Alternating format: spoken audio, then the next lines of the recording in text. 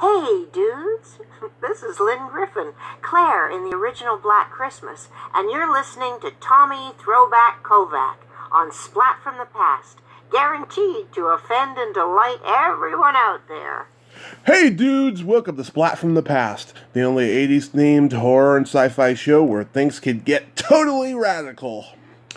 Now today I will be welcoming a former child actress from Canada, and I am talking about Cindy Hinds. Yes, the cute little blonde girl in David Cronenberg's The Brood. She was also Christopher Walken's daughter in The Dead Zone. And she did a couple other things like Deadline, Tales of the Haunted, stuff like that. And I'm having her on the show today to talk about all that stuff. Talk about why she got out of the business, how she got into selling real estate, and all that stuff. And it's going to be great. Happy birthday to rock legend Steve Miller. Today is his birthday. Happy birthday, Space Cowboy, Joker. So yeah, here is my interview with Cindy Hinds. Cindy speaking. Hey Cindy, welcome to the show. How are you today? I am good, thank you so much. How are you? I'm pretty good. Good. This is such a great honor. Thank you for taking the time today. Oh, by all means, the honor is all mine. Thank you for having me. It's a pleasure. Oh, absolutely. So, going back in time, obviously you were a child actor. At what age did you start gravitate toward acting? It was just before my 4th birthday. Mm-hmm. And I guess it was about a decade long. Yeah, did you get involved in school plays and community theater?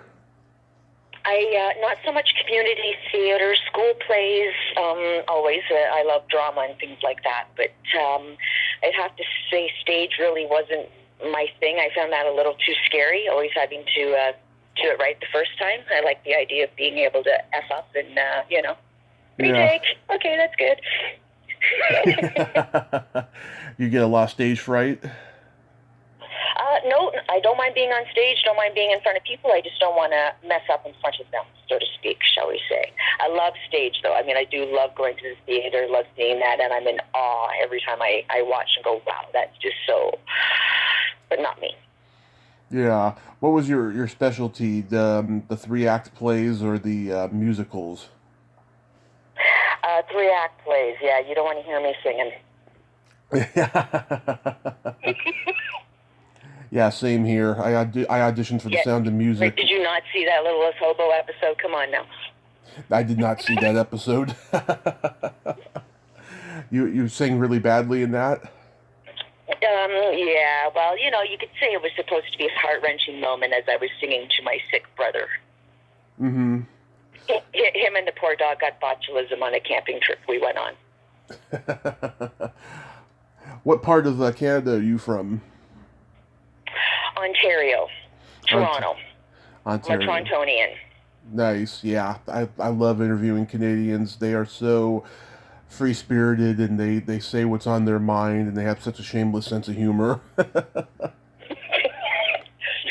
Yeah, I think I could check off those boxes. Yeah. That's so awesome. So how does the Brood come into your life? So The Brood was actually the first feature film that I auditioned for. Mm-hmm. I vaguely recall the first audition. I have more recollection of the second audition because that's the one when I met David. Mm-hmm. And that's when he, asked me to scream.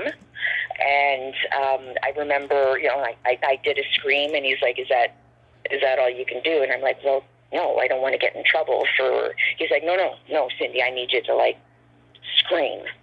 So I just did my best blood-curdling scream that I could do, and then the next day we got the phone call that I got the part. Wow. And so did you have an agent by that point? Yeah, Tranco Talent. I'm not sure who's around now from them, but they were my agent at the time.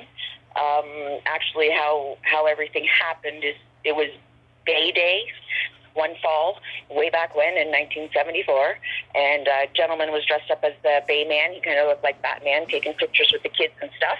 Mm-hmm. And my mom was there with my brother and I, and my brother was even more white blonde than I was, big blue eyes, freckles, and he was like, wow, these kids look like little angels. You should put them into modeling or something. And my mom was like, but he gave them his agent's card, which was Tranco. So Mom called, and we went down to see them to sign up, I guess. And I think that very first week I got a commercial. And within a couple of weeks, my brother did a couple of things, but he didn't really enjoy it so much as I did. So he was in acting for a few years, doing some commercials and modeling, but then dropped out of it, and I just continued. Mm-hmm. Wow. So, being that young, you probably didn't know about Rabid or any of the other movies Cronenberg made, right? No, I wasn't familiar with him at all. Now, my mom certainly had a little bit of familiarization, and so I was 8 when I did that. I played a 5-year-old in it, but that's because I was so tiny. I still am. I'm a very petite woman, but that was advantageous to me, so I could play these roles, but with a little bit more maturity, handle some of the content of what was happening.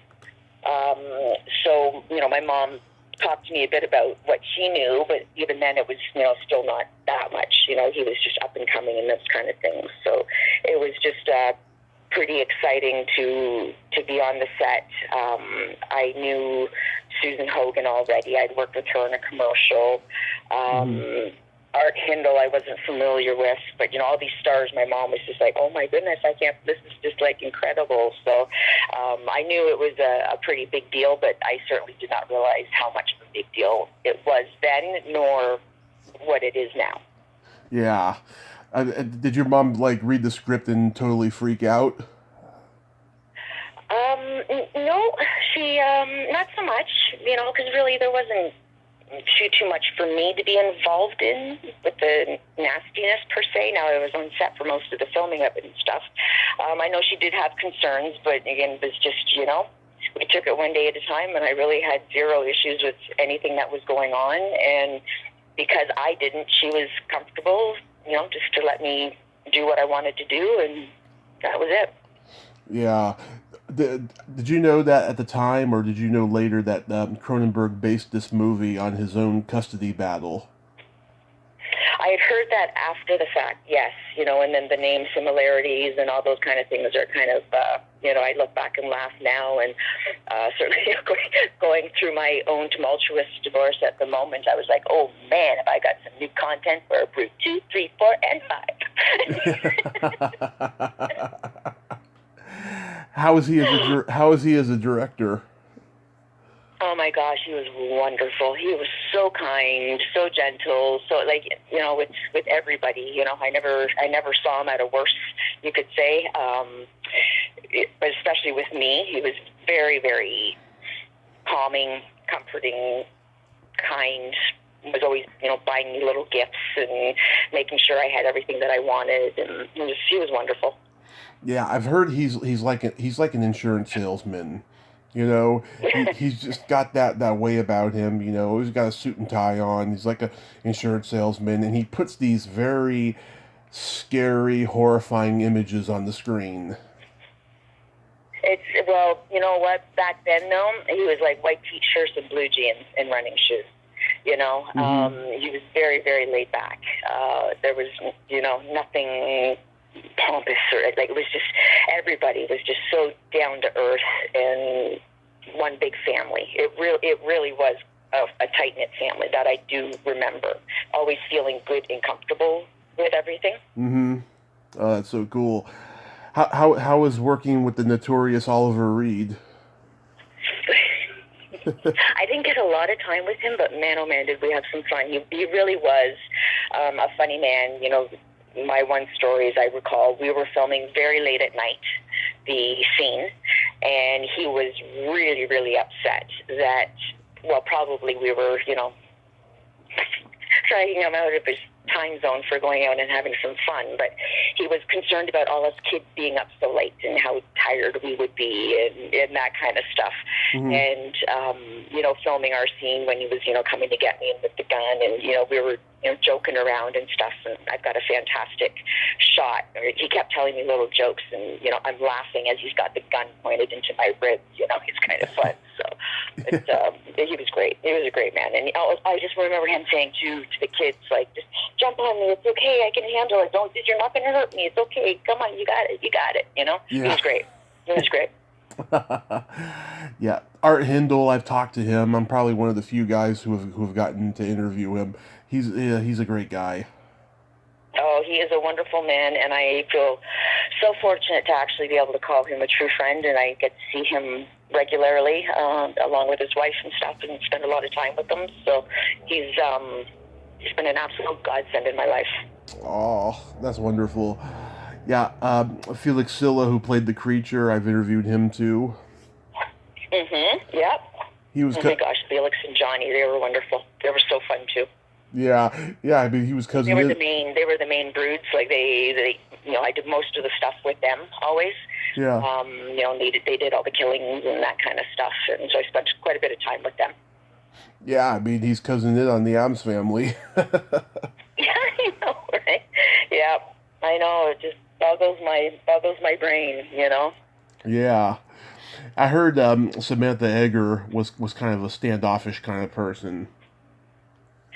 I would have to say, I guess that's true, because I never even met her until the rap party, and then I only spoke to her for a couple of minutes, and that was it. Mm-hmm. Yeah, because I talked to... That was my experience with her. Yeah, because when I talked to Lynn Griffin and Leslie Donaldson about working with her on Curtains, they said kind of the same thing. She just would not talk to anybody. Yeah, keeps to herself. Yeah. Was it terrifying filming the scene where the arms are coming out of the door at you? No, it wasn't at all, actually. The only thing that hurt, my throat really, really hurt by the end of it. I didn't find it scary. I mean, you could get into it and say that, yes, once I was getting into the character, per se, it would be scary, but when it stopped, I stopped and I was fine. It, didn't cause any nightmares. I didn't have any, I just remember them giving me lots and lots of honey and lemon because, we didn't have to do too many takes, thankfully, but even, because, I mean, if you think about it too, I'm clean, and then all of a sudden I'm not so clean. So if we have to retake it, then we had to put up the new door and clean my hair and put on the new pajamas and all that kind of stuff. So I think we only did 3 or 4, I think, if maybe 3 of that. So it's not like I had to go through a lot. But my mom always said that when she was watching it, she, watched it going, oh my God, is she okay? And then when David yelled cut, and I completely stopped, and I was like, okay, can I have some? And she was just like, she started crying. She was like so relieved because she thought, and I was like, oh, cool. Guess that was a good performance. Was there any other scary scenes that stand out that was a challenge? Teacher, right? It was Susan Hogan when she got killed, and that was mainly just because there was so many young kids on set, and a couple of them that were just like you can hear the crying in the movie, and some of that is like actual real kids freaking out. Like it just really disturbed them. So that upset me to think that there was kids that really were afraid, and it was okay. So I just there was me and a few other older kids trying to reassure them and that kind of stuff. But I'd say that would be the only thing that was kind of like, oh, that was just so sad, but really nothing else. I just thought it was cool and orchestrated so well, and the blood tasted delicious, and it was just fun. It was just fun. Yeah, I'm trying to remember who it was. I heard a famous actress, somewhat famous actress, say in an interview recently she's a big fan of this movie, and when she was in high school at that time, her circle of friends called each other the Brood. Oh, nice. Yeah, I'm trying to remember who it was. It escapes me, but if I find out, I'll let you know. I love that. Yeah. A couple of years before this, there was a Canadian horror movie called Kathy's Curse with an actress named Randy Allen who looked like you. She had blonde hair. And Okay. that and this and Poltergeist, I think, really brought back the little girl with blonde hair after, the bad seed in the 50s. Yeah, yeah, that's right. That's right. Well, it was so funny, because with Poltergeist, everybody's going, oh my gosh, and I'm like, doesn't look anything like me, and I was so much older then too, and but I think the thing was too is I was more reflective of David's daughter than anything else. I was more of a lookalike to her than being a little. I think everybody loves the look of a little blonde, blue-eyed, angelic girl, right? Because they're so innocent, and could there be something else going on? Yeah. Did you get to meet his daughter? I got to meet his daughter only at the Evolution thing that Tiffbelt Lightbox did a few years ago, and they were showing The Brood, so I quietly went to go and see it because Elijah, who was the little boy in the teacher scene, was hosting it. I was like, oh my God, that's Elijah, that'd be so cool. So I didn't want anybody to know that I was there. I typically keep a low profile if I go anywhere. I go as a fan, not as a person. So I got to meet her then, which was really such an honor to meet his family. It was David who was like, oh, hi, bye, see you later, and I got to go and see him another time after. But after that viewing of The Brood, I got to speak with a couple of his kids and Elijah and his mom. And his mom was like, oh my gosh, Cindy, we were on the set, we saw the movie together. Because it was rated R, we couldn't view it, right, once it was completed. Yeah. So David arranged a private viewing for Elijah and I. Elijah's the son of some of his best friends and stuff, so it was kind of neat. Aw, that's really cool. And then you did Deadline. Yes. Yes. How was that experience? That was way more heavy than The Brood, certainly. It was a much more, I guess I almost say a realistic kind of movie situation to me, where The Brood was very much a fantasy kind of movie. Deadline was very much a this could really happen kind of movie, so it was difficult to film, but I thoroughly enjoyed it and was treated, again, like royalty on set, and there was, lots of thoughts and concerns on every single scene that I was in where things were happening that were really, I don't even know if they'd get away with some of the stuff nowadays, but, my first filming scenes were the ones being hung high up on the scaffolding. Yeah. And I was sitting on set for 2 days doing nothing while they were trying to figure out how to get a proper harness for me and keep me safe and do all that kind of stuff. So, but it was, that was tough, getting hung on the scaffolding quite a few times. Eventually I was like, okay, I don't want to do this anymore. So I, pretended I had to go pee. And said, I can't hold it anymore. You've done 20 takes. That's enough, thanks. And, went in and I told my mom, I said, I just can't do this one anymore. And she said, no problem. And Mario had actually come in to see if I was okay because we were taking so long. And, well, not that he knocked on the door first, obviously. Mom said, come in. So we told him, and he said, okay, we're done. The scene's good. We'll take it, whatever. But I was, then I got hung again a second time, right? For real. And that one was easy because I was just, simple. But, spending hours in a body bag was interesting, and being handed over naked women with, supposed cocaine and all that kind of stuff flying everywhere was interesting.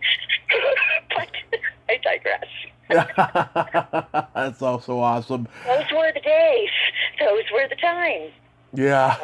Again, it's actually, I'm so excited that it was just released on DVD. I mean, it was like, I can't believe it. The guys at Vagrant, I'm like, what? This is fantastic. So really exciting, that it's out on DVD now. Yeah. After all these years, because it barely made it to VHS. Is there a commentary track? Do you know? I don't know. To be honest, I don't know. I don't think so. I think it's probably just it.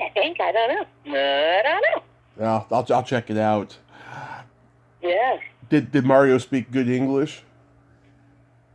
Yeah, that I recall. Absolutely. Yep.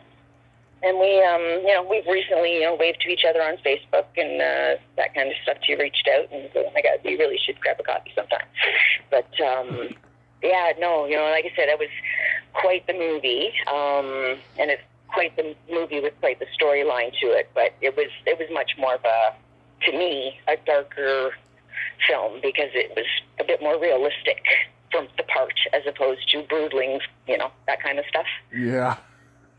Yeah. And then you did Tales of the Haunted. Tales of the Haunted after that, and that was a 5-part miniseries. Mm-hmm. Used to come on late at night, right after Twilight Zone, for half an hour. So I had the pleasure of working with Jack Palance, who's a very intense man, very intense actor. The only time you really saw him or spoke to him was when he was on set. That was it.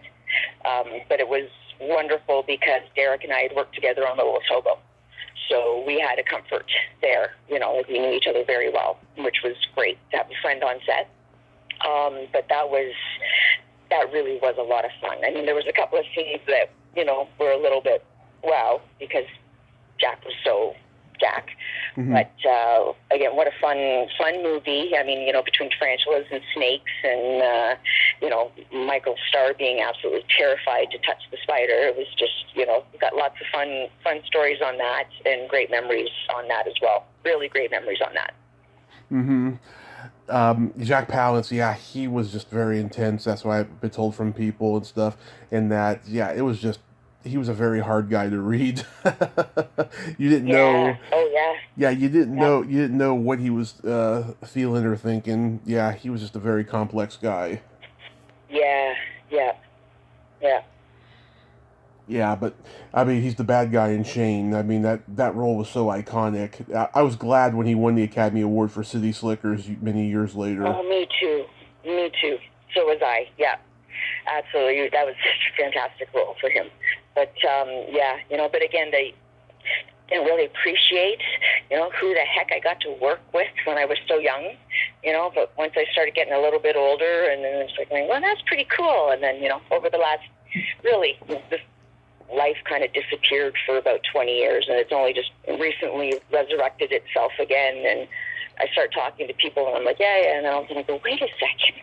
I worked with Jack Palance and Oliver Reed and Henry Winkler and Christopher Walken. Oh, my God. And I'm like, is that really me? It doesn't seem like me. You know what I mean? It's a lifetime ago, and, it's a little bizarre now when I start talking to people about it, and they look at me, and then they look at my IMDb page, and they go, oh, my God, that's so cool. I'm like, I know, right?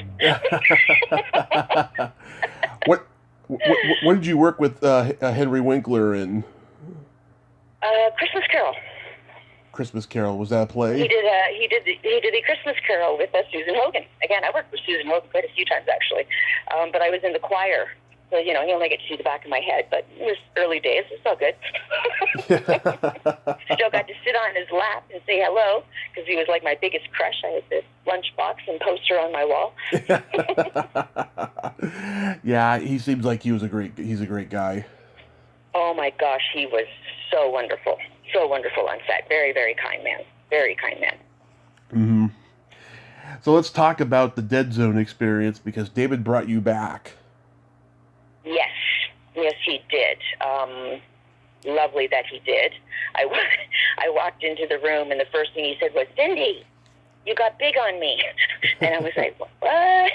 He initially wanted me for the role at the beginning with the nurse's daughter in the fire. Yeah. That was the initial role that he wanted me for, but I was too big for it. So, and he was like, so he ended up putting me in the smaller part, but hey, because of it, I got to work with Christopher Walken. So worked out all around, right? Yeah. that was pretty cool to be able to be in that movie. Mm-hmm. Did he play any cowbell? Pardon me? Did he play cowbell?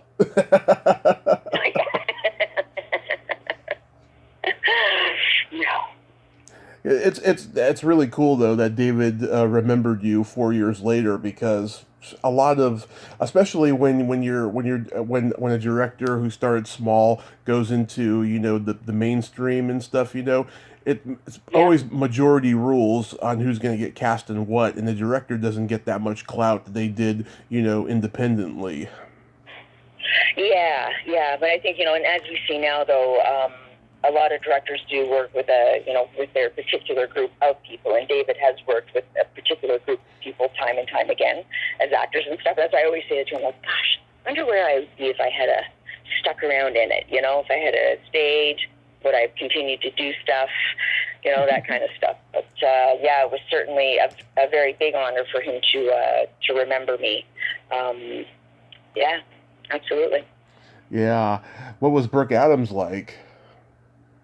Oh my gosh, she was so fun. I spent a lot of time in the makeup and hair trailer with her.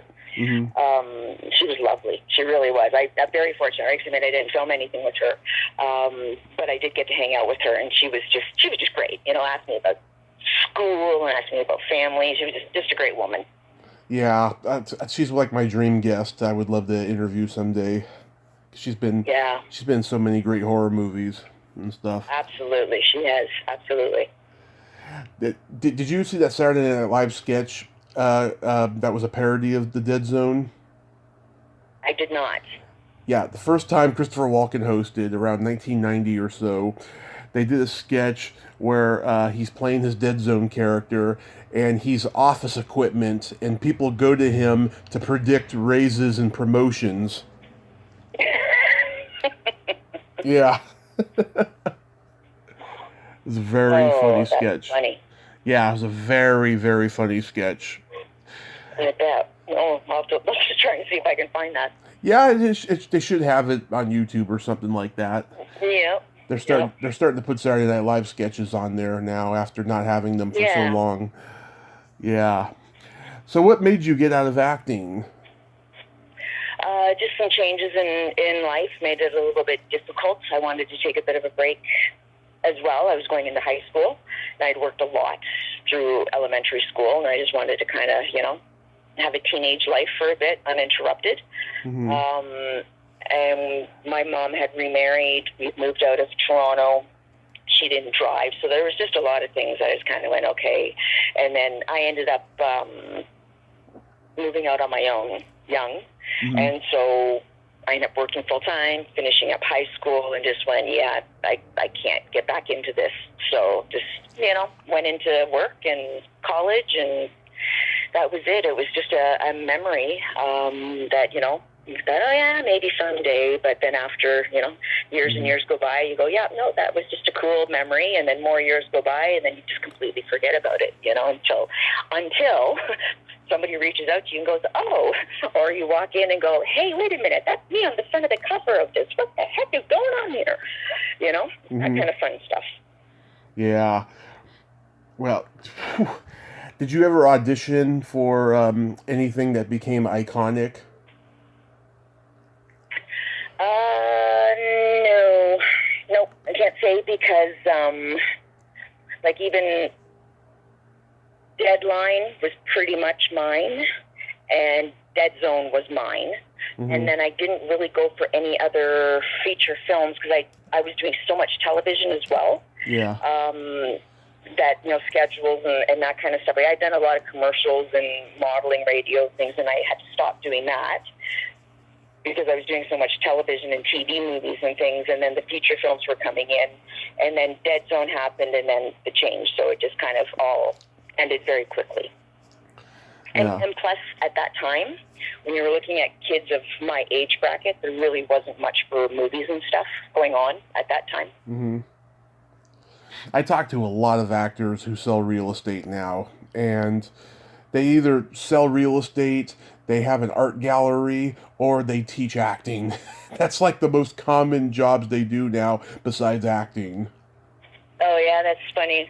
I loved hospitality, and that was the route I went. So I was, from the time I was 15, I was, doing catering and things like that. And then I fell in love with the kitchen. So I went to college for 3 years up in North Bay, Ontario, at Canadore College. beautiful school for hospitality for their 3-year program. And I was, helping out with hotels, and I had my own restaurant with a boyfriend at the time, and then decided to make a big change, and knew I was better than what I was doing with my life. And I ended up back in Toronto working for a furniture manufacturer, and I was their sales and marketing manager and customer service coordinator for 14 years. And I helped develop and design bathroom furniture and ready-to-assemble office desks and things like that. And then when I met my ex-husband, that's only when I went into real estate. And that was just, Yeah. My son has cerebral palsy, Oh. and he spent a lot of time in the hospital, lots of surgeries and things like that. So the flexibility was really, really nice with that. But then a number of years ago, I developed a large building and actually opened up a restaurant and had the restaurant for a number of years before I sold it off, and a large cafe as well. So I kind of did a full circle thing. 25 years after graduating, I actually finally opened up a restaurant. Wow, you are so inspirational, Cindy. Oh, thank you. It's so kind. That's a lot. That's a lot of stuff that you've done and how you've persevered. I love it. I love to try and give back and make things better. And, I fell in love with the community and saw a good opportunity for something that was needed. And believe it or not, there was no restaurant in our community. And, to be able to employ so many people was fantastic. It was never my dream to hang on to it. Mm-hmm. It's just more of let's get it open. I only ever wanted a little coffee shop just to kind of, but no, it was a fantastic experience, and I'm just proud to be able to say, hey, I finally put my degree to use. Yeah. Took me a long time, but hey, it was great. But now there's still a fantastic restaurant in town, and it's awesome. And I can dabble in real estate, and my son's just turned 18, so we're doing adult stuff now, so it's fun. My daughter's in school down in Toronto. Life is good. Oh, that is so sweet. Yeah, I can't believe there wouldn't be a restaurant in your neighborhood. That's really weird. Isn't that bizarre? I know. It's how it is in small towns sometimes, but timing's everything, and now it's in a boom, and now there's all kinds.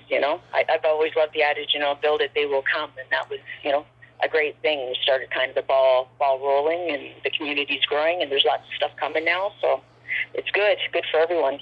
Yeah, my grandparents lived in a farmland in Bernie, California, that had one restaurant, one grocery store, one general store, just one of everything pretty much. So Yep.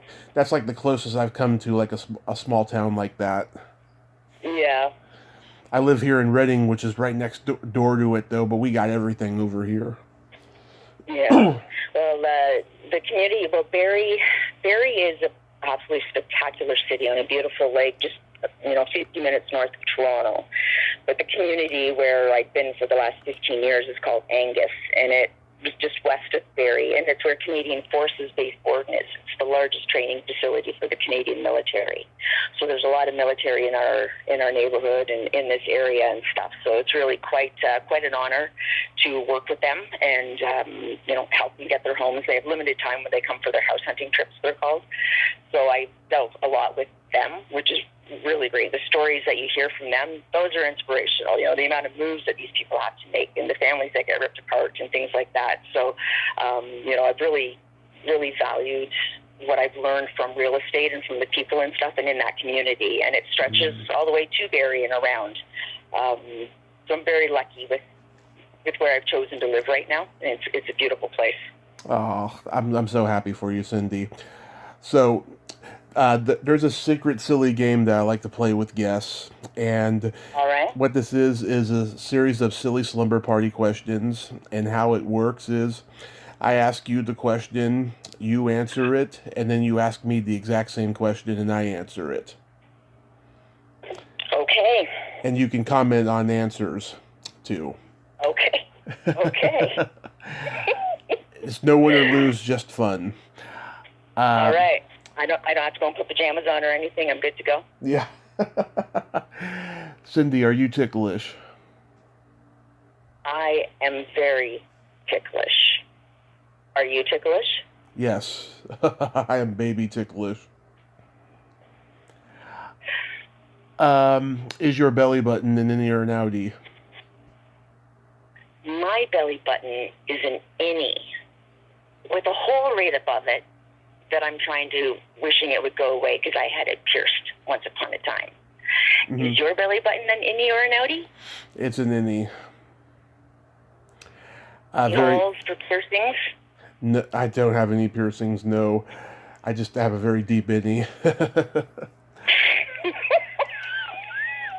Is there belly lint? Oh, always. Always. I can hide crystal meth in there.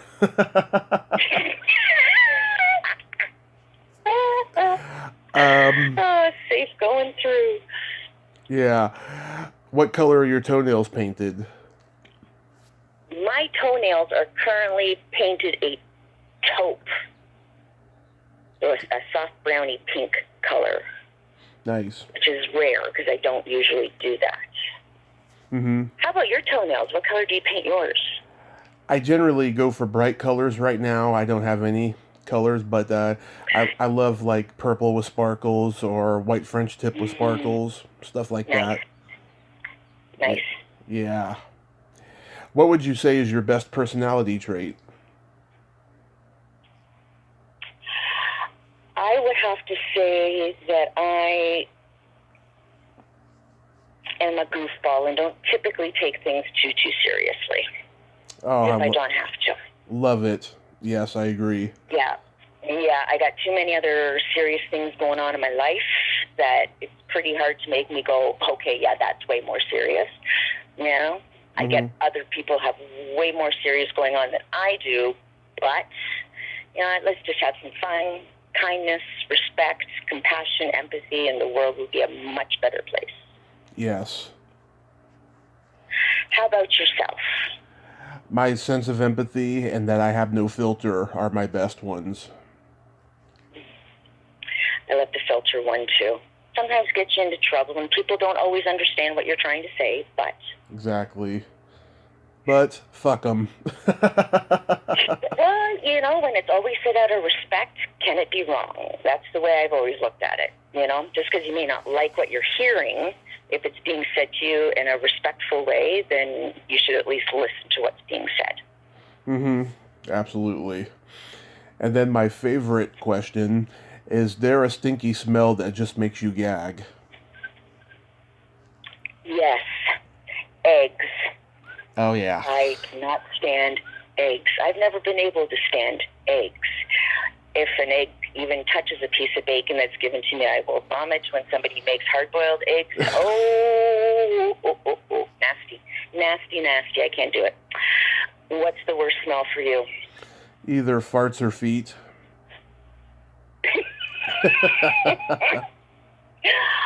Feet fresh out of the shower? No. Just, been, out all day. Okay, well, just checking. So it's not necessarily all feet. Stinky, dirty, yucky, gross feet. No. I didn't even think it was possible for them to smell when you got out of the shower. Oh, but you could be wrong. You know how many people don't wash their feet in the shower? Yeah, but doesn't the water clean it? No. You have to scrub those toes. Get rid of that dead, scaly, smelly skin between. Ugh. Huh, that's interesting. I hadn't realized that. Oh, yeah. You got to get the washcloth in there and clean them all up, Yeah. I love that little music you just did. Yeah. I'm giving away my secrets when Aiden and I are having our shower time. Cleaning the feet and cleaning Now you know all my silly games. Yeah. And then I have some really funny jokes for you. Okay. What did the elephant say to the naked man? What? Man, how can you breathe out of that thing?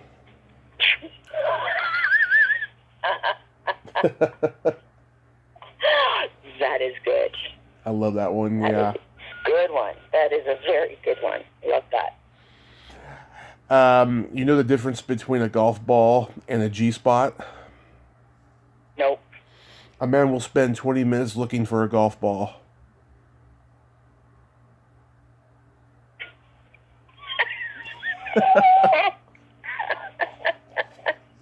Yep.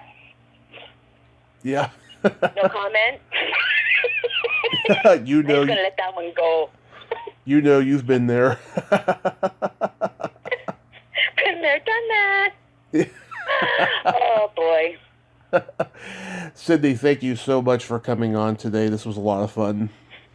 Oh, my pleasure. Thank you for the laughs. It was a lot of fun, and I hope sometime we have the pleasure of meeting in person. I hope so. Do you ever do the HorrorCon circuit? I have not done anything for a while. I did a few things in Ontario, but hey, you never know where the road will take us. Yes, if we can get cons back after the pandemic is over, yes, it would be great to meet you at one. You know, do you ever come to California? No, but it is definitely on the radar for sure. We've actually wanted to come for a few years, and this has kind of put us behind. Aiden and I had planned on coming last year, but no such luck. So that's okay. We will get there soon enough. Cars World is calling our name. Yes, just let me know. And I've never been to Canada, but if I ever do, I'll let you know. Oh, you should absolutely get here. It is breathtaking, especially right now with the beautiful colors coming out on the trees. Oh, wonderful. Yeah, that's what Lynn tells me. So, you have yourself a great day. Stay safe. Oh, and by the way, you grew up to be so pretty. Oh, gosh, thank you so much for that. I appreciate it. My pleasure. Very kind. My pleasure. Thank you. Have a great day. You as well. Take care. Bye-bye. Bye. Well, there you have it. Cindy Hinds. Ain't she a sweetheart? Oh, what a great lady, huh?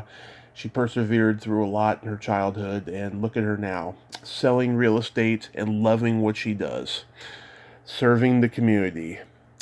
If you like this video, everyone, please subscribe to my YouTube channel. Add me as a friend on Facebook. Join my Tommy Kovac comedian page on Facebook. Follow me on Twitter and Instagram and all that fun stuff. Well, that's all time we have this week on Splat from the Past. Until next time, this is Tommy Throwback Kovac saying, there's no shame in living in the past, because the present sucks. Later, dudes!